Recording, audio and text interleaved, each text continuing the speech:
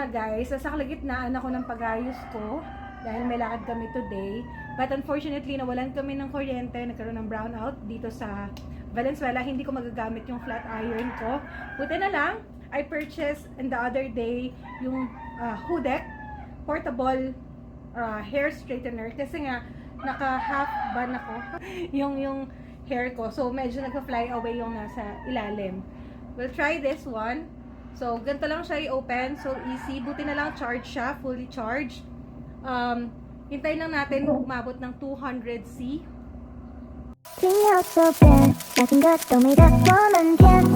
This is really good for emergency purposes tulad ng nangyari ngayon sa amin. Nawalan kami ng kuryente. So, let's try.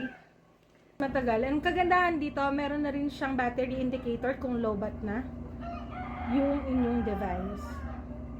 This is my first time na itatry itong product na to. Matagal na talaga ako naghahanap ng portable na hair straightener. Buti na lang nakita ko sa TikTok, so pinurchase ko agad. Nabili ko lang siya for 649 pesos. Naka-sale siya nung time na yon. And napakabilis ng shipping.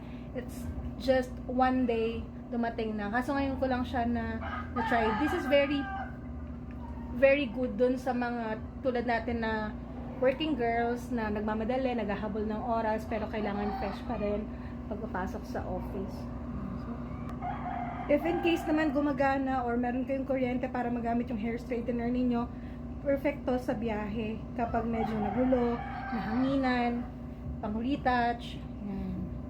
So, napaka-portable niya. Pwedeng-pwede at kasyang-kasya siya sa bag niyo.